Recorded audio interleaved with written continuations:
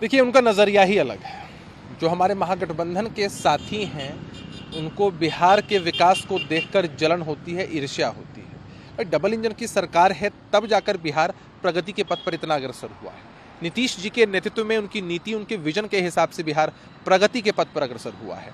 दरभंगा में एम्स भी बनेगा, और अगर किसी राजनीतिक पीड़ा से ग्रसित हैं ये लोग, तो उसका भी इलाज उसी दरभंगा एम्स में होगा। तेजस्वी यादव ने कल प्रधानमंत्री मोदी पर कटाक्ष किया और कहा कि प्रधानमंत्री हो या फिर एनडीए के लोग हो, ये हमेशा कहते हैं हिंदू खतरे में। अगर हिंदू खतरे में होते तो सेना के तीनों प्रमुख हिंदू नहीं होते, खुद प्रधानमंत्री हिंदू नहीं होते, तो हिंदू को खतरा नहीं है, इनकी कुर्सी को खतरा। देखिए, ये तोड़ मरोड़ कर पेश किया गया बयान है। प्रधानमंत्री जी सशक्त प्रधानमंत्री हैं और देश की सरकार सक्षम है कि हर जाति धर्म के लोगों को सुरक्षा मुहैया कराया जा सके। सरकार ने कभी हिंदू मुस्लिम के एंगल से या धर्म के एंगल से या जाति के एंगल से नागरिकों को नहीं देखा है।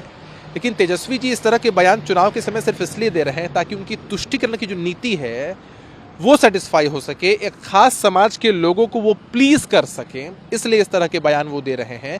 और सेना को भी अपने इस राजनीतिक बयान के दायरे में लाकर वो अपनी राजनीतिक कमजोरी को प्रदर्शित कर रहे हैं।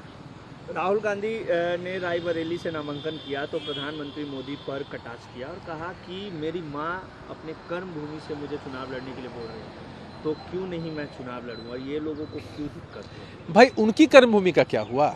अमेठी उनकी कर्मभूमि हुआ करती थी। ऐसा क्या हुआ कि आप एक बार चुनाव हारे और आपने उस क्षेत्र को ही छोड़ दिया, जनता को ही त्याग दिया? जनता तो आपको राजनीतिक रूप से भगोड़ा मानती है वहां, और माता जी की सीट पर आप जा रहे हैं, वहां भी आपको हार का सामना करना पड़ेगा।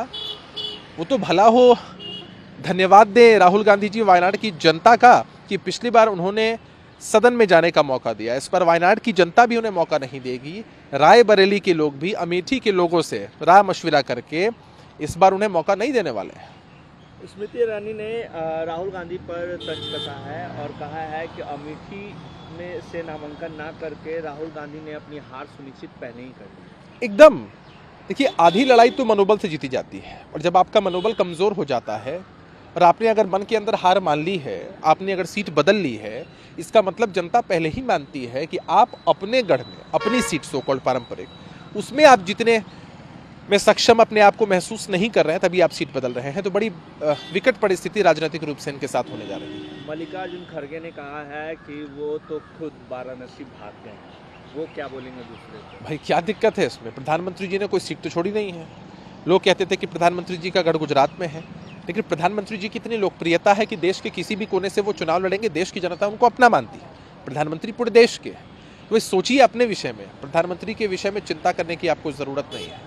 अमित शाह ने कहा है कि इंडिया ब्लॉक के जितने भी नेता हैं वो अपने परिवार की भविष्य को सुरक्षित करने में लगे हुए, उन्हें देश हित से कोई मतलब नहीं। निश्चित रूप से परिवारवादी और वंशवादी पार्टियों में कमोवेश ऐसा ही होता ही है। लोगों के लिए प्राथमिकता होती है कि कैसे परिवारजनों को आगे बढ़ने का मौका मिल सके, जो भी अहम पद है उन पर भी परिवार के लोग रहें, पूरे वंश का कब्जा रहे। ऐसी पार्टियों के प्रति जनता का रुझान इसलिए बहुत कम होता है क्योंकि इनके लिए परिवार सर्वोपरि है। अरविंद केजरीवाल की अतिरिक्त जमानत को लेकर 7 मई को सुनवाई होगी। देखिए, अब तो न्यायालय में मामला है, न्यायालय का हर फैसले का हम लोग सम्मान करते हैं, लेकिन कहावत है कि there is no smoke without fire, बिना आग के धुआं नहीं उठता है। भाई, कोई तथ्य, कोई फैक्ट्स उनके खिलाफ रहे होंगे, तब जाकर एक सिटिंग मुख्यमंत्री को सलाखों के पीछे जाना पड़ता है। हमें लगता है कि न्यायालय सक्षम है इस पूरे मामले में फैसला करने के लिए। Retreat of Congress x handle को संभालने वाले अरुण रेड्डी को गिरफ्तार कर लिया गया है। अमित शाह का फर्जी वीडियो वायरल है। देखिए, ये तो कांग्रेस पार्टी की एक पद्धति हो चुकी है। सोशल मीडिया पर आरोप लगाते थे हमेशा, सोशल मीडिया चलाने वालों पर, मीडिया के लोगों को कटघरे में खड़ा करते हैं। भाई, आपकी नीति है कि फर्जी चीज़ों का प्रचार प्रसार हो। देश में किसी भी फर्जी चीज़ का प्रचार प्रसार करके किसी की भावनाओं को आहत करना, भड़काना कहीं से भी उचित नहीं। अब आप सोचिए कि कांग्रेस पार्टी अंतर्मन से कितना कमज़ोर महसूस करती है कि इस तरह के हथकंडों का इस्तेमाल उनको करना पड़ता है अपनी राजनीति को आगे बढ़ाने के लिए। पश्चिम बंगाल के राज्यपाल डॉक्टर सीवी आनंद बोस पर यौन उत्पीड़न को लेकर एक जांच टीम के गठन की गई है कोलकाता पुलिस के द्वारा। बहुत संगीन मामला है, और अगर ऐसे मामलों में कहीं सच्चाई होती है तो निश्चित रूप से जांच होनी चाहिए। आरोप किसी भी व्यक्ति पर लग सकते हैं, तथ्य सामने आने चाहिए, और जब संगीन आरोप लगते हैं तो कहीं ना कहीं एक बड़ा क्वेश्चन मार्क लगता है, संवैधानिक पद पर बैठे हुए व्यक्तियों पर भी लगता है। हम सभी की यही इच्छा है, देशवासियों की यही इच्छा होगी कि जो भी तथ्य हैं वो सामने आए। ममता बनर्जी ने बीजेपी से जवाब मांगा है पश्चिम बंगाल के राज्यपाल पर जो यौन उत्पीड़न का मामला सामने। अरे भाई, आप उनसे क्या जवाब मांग रही हैं? जांच होगी, तथ्य सामने आएंगे, कोई किसी भी ओहदे पर बैठा व्यक्ति क्यों ना हो, निश्चित रूप से उन पर कार्रवाई होती है। प्रज्वल रवन्ना की गिरफ्तारी को लेकर कर्नाटका सीएम ने कहा है कि उनकी गिरफ्तारी जल्द होगी, ये मेरा आश्वासन है। होना ही चाहिए। सोचिए कितनी निशंस घटना है। इस तरह से अगर बहन बेटियों की आबरू को के साथ कोई खिलवाड़ करेगा और सोचेगा कि किसी भी संवैधानिक पद पर है और बच जाएगा, तो ये संभव नहीं है। जल्द से जल्द गिरफ्तारी होनी चाहिए, कड़ी से कड़ी कार्रवाई होनी चाहिए। लेकिन विपक्ष ने बीजेपी से और प्रधानमंत्री मोदी से माफी मांगने को कहा है तमाम महिलाओं के सामने, क्योंकि जिस तरीके से उन्होंने चुनाव प्रचार किया प्रज्वल रवन्ना को लेकर। ये ऐसा नहीं होता है, ये सब ढकोसला है। भाई, कोई किसी के अंतर्मन के विषय में नहीं जानता है। प्रधानमंत्री जी ने जब प्रचार प्रसार किया या किसी के पक्ष में कुछ भी कहा, उस समय तक चीजें सामने नहीं थी। अब चीजें जब सामने चली आती हैं, उसके बाद अगर कोई व्यक्ति उनका समर्थन करते हैं तो ये नैतिक रूप से गलत है, सामाजिक रूप से गलत है।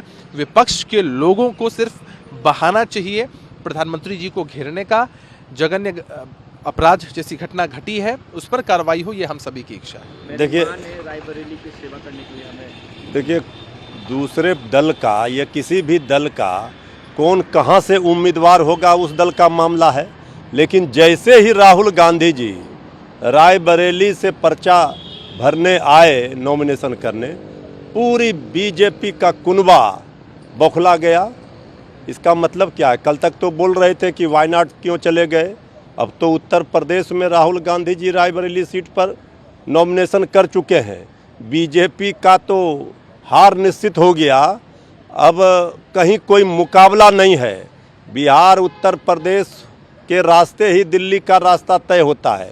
इसलिए आदरणीय प्रधानमंत्री जी को पता है कि अगर बिहार और यूपी में उनका रथ रुक गया तो फिर उनका हैट्रिक नहीं होगा। तो हैट्रिक पर ब्रेक लगेगा राहुल गांधी जी का रायबरेली आना।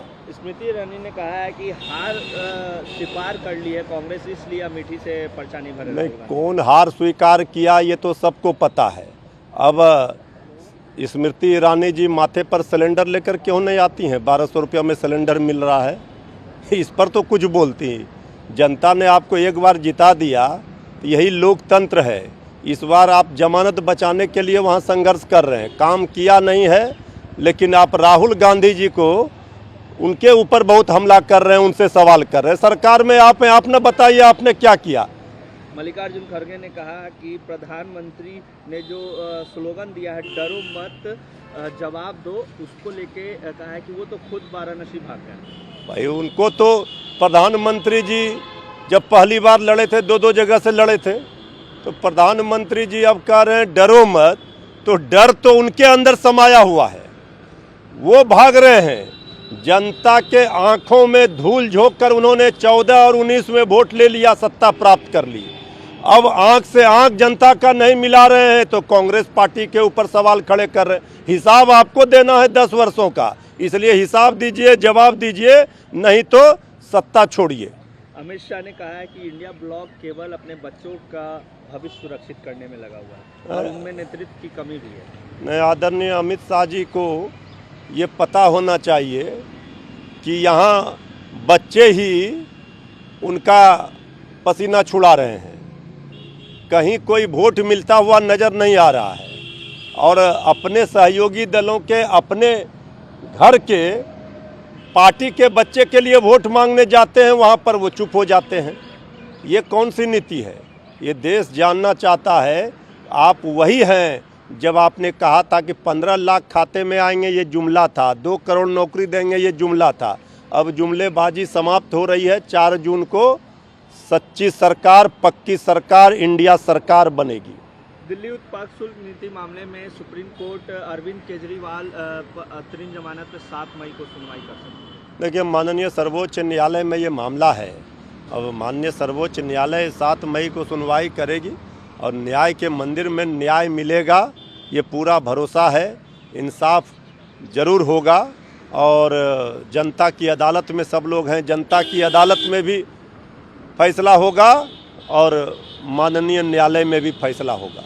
अमित शाह का फर्जी वीडियो मामले में अरुण रेड्डी को गिरफ्तार किया गया है। वो repeat of Congress x handle को संभालते थे। देखिए, अब ये पूरा मामला क्या है, चूँकि जो सत्ता में बैठे लोग हैं इसी तरह से दूसरे के ऊपर तो कार्रवाई करने में तत्परता दिखाते हैं, लेकिन बाकी विपक्ष के नेताओं के ऊपर जो लोग फर्जी वीडियो और इस तरह की बात करते हैं उस पर कोई कार्रवाई नहीं होती है।